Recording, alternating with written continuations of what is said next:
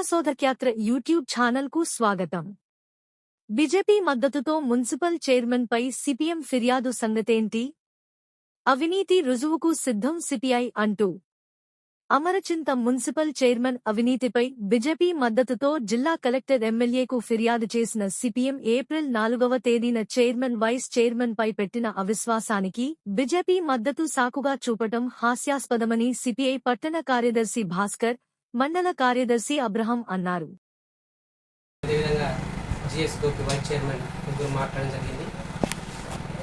ముందు ఇద్దరు మాట్లాడారు. అజయ్ తర్వాత రమేష్ మాట్లాడారు. వాళ్ళ మాటలు వింటే అవగాహన లోపంగా అనిపిస్తూ ఉన్నాయి. అర్థం లేని భావాలతోటి వాళ్ళిద్దరు మాట్లాడారు. తర్వాత జిఎస్ గోపి వైస్ చైర్మన్ గారు మాట్లాడుతూ అవినీతికి వ్యతిరేకంగా సంతకాల సేకరణ ముందు జరిపింది మేమే. అప్పుడు సిపిఐ కౌన్సిలరు విజయరాములు మాతో కలిసి రాలేదు అని చెప్పేసి తనే పత్రికాముఖంగా చెప్పడం జరిగింది. వాస్తవంగా వైస్ చైర్మన్ గారు చెప్పింది వాస్తవం. అప్పుడు తర్వాత విషయం చెప్పడం వల్ల ఆ యొక్క బడ్జెట్ సమావేశాలకు ఎమ్మెల్యే గారు, అదేవిధంగా కలెక్టర్ గారు, జేసీ గారు రావడం, ఆ బడ్జెట్ సమావేశాలను మేము బహిష్కరిస్తూ ఉన్నాం. అమరచింత మున్సిపాలిటీలో అవినీతి చోటు చేసుకున్నది కాబట్టి మేము బడ్జెట్ సమావేశాలను మేము బహిష్కరిస్తున్నామని చెప్పేసి ఆ రోజు వాళ్ళు ఆ యొక్క వినతి పత్రం ఇవ్వడం జరిగింది. ఆ వినతి పత్రంలో మా పార్టీకి చెందినటువంటి కె విజయరాము సంతకం ఉందా? లేదు. వాస్తవంగా అక్కడ జరగడానికంటే ముందు కూడా, ఆ బడ్జెట్ సమావేశం కంటే ముందు కూడా 9వ వార్డు కౌన్సిలర్ అయినటువంటి రాజశేఖర్ రెడ్డితో తిరుపతి, అదేవిధంగా అరుణాచలం పుణ్యక్షేత్రాలను దర్శించి అక్కడ ప్రణాళిక సిద్ధం చేసుకొని బడ్జెట్ వ్యతిరేకంగా అందరినీ కూడా కూడుగట్టుకున్నది సిపిఎమ్మా సిపిఐ, ఇది ప్రజలందరూ కూడా గుర్తించారు. అదేవిధంగా అవినీతి గురించి మాట్లాడుతూ ఉన్నారు. ఇంకోటి పదేగా 2 సార్లు ఒక్కి చెప్పడం జరిగింది మన మిత్రులు. ఏమనంటే మొన్న జరిగింది అవిశ్వాసమా, అవినీతికి వ్యతిరేక అవినీతే అన్నటువంటి విషయాలు మాట్లాడింది. ముఖ్యంగా ఈ యొక్క అమరచింత ప్రజలందరికీ కూడా తెలుసు ఏమిటి అంటే, అమరచింతలో కోట్లాది రూపాయలు వస్తే అది అవినీతి జరిగింది. మేము దీన్ని నిరసిస్తూ 6గురము సంతకాలు చేసి కలెక్టర్ గారికి అవిశ్వాస తీర్మానాన్ని ఇచ్చిండ్రు అన్నటువంటి విషయాన్ని అమరచింత ప్రజలందరూ కూడా గుర్తించారు. వీళ్ళు దీని రెండింటిని వేరు చేస్తూ మాట్లాడడం అనేది అది సమంజసం కాదని చెప్పేసి మేము చెప్తా ఉన్నాం. ముఖ్యంగా కమ్యూనిస్టు పార్టీ బీజేపీతో జతగట్టిందని చెప్పేసి అంటా ఉన్నారు. బీజేపీతో జతగట్టించింది ఫస్ట్ ఎవరు? ఆ విషయం చెప్పకుండా మాటలు దాటవేస్తూ మాట్లాడడం అనేది అది సరైనది కాదు. ముఖ్యంగా ఒకవేళ మా కౌన్సిలర్ సంతకం కనుక దాంట్లో ఉంటే మా పార్టీగా మేము చర్చించి దానిపైన నిర్ణయం తీసుకుంటాం. ఇంకొక విషయం ఏమన్నారంటే, మా సిపిఎంకు సంబంధించినటువంటి కౌన్సిలర్ను ప్రలోభ పెట్టిండ్రు, మాయ మాటలు చెప్పిండ్రని చెప్పేసి అంటా ఉన్నారు. మేము ఈ ప్రతికాముఖంగా అడగదలసిన ఏంటంటే, మా సిపిఎం కౌన్సిలర్ను కలిశాడా, లేదా మాట్లాడాడా, లేదా ఫోన్ కాల్ అనేది చేశాడా?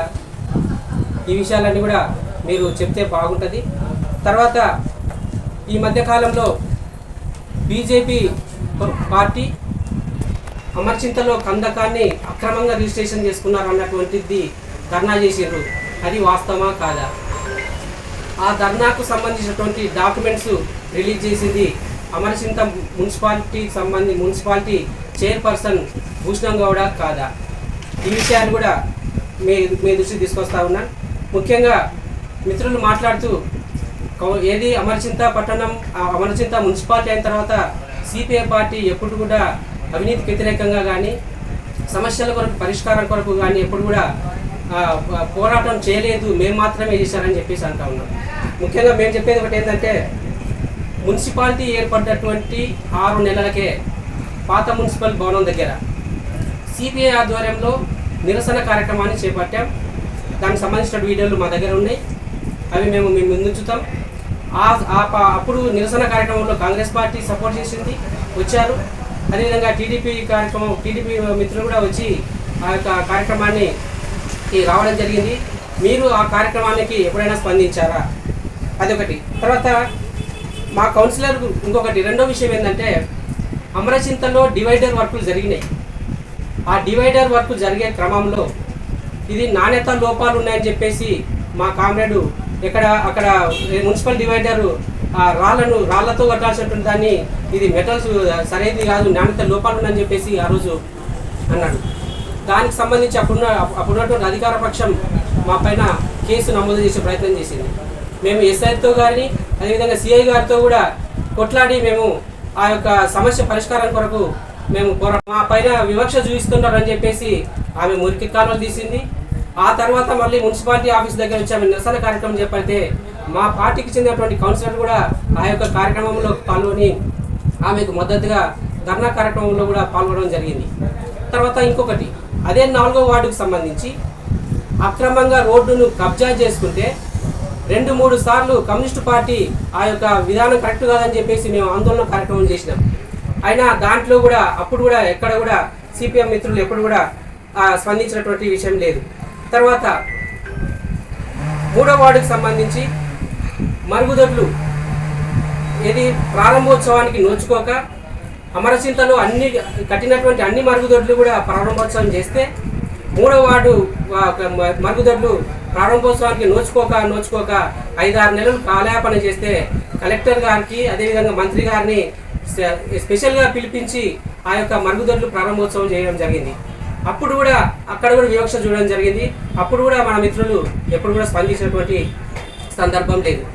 ఇంకొక విషయం ఇక్కడ ముందు మేము చెప్పదలుచుకుంది ఏంటంటే, 4 బాత్రూములు కట్టడం స్టార్ట్ చేస్తూ 4 లక్షల రూపాయలతో ఆ వర్క్ను మొదలుపెట్టి 15 నుంచి 25 లక్షల రూపాయలు డ్రా చేసినటువంటి అంశాన్ని మేము తర్వాత మళ్ళీ ప్రెస్ మీట్లో మీతోటి ముందుంచుతాం.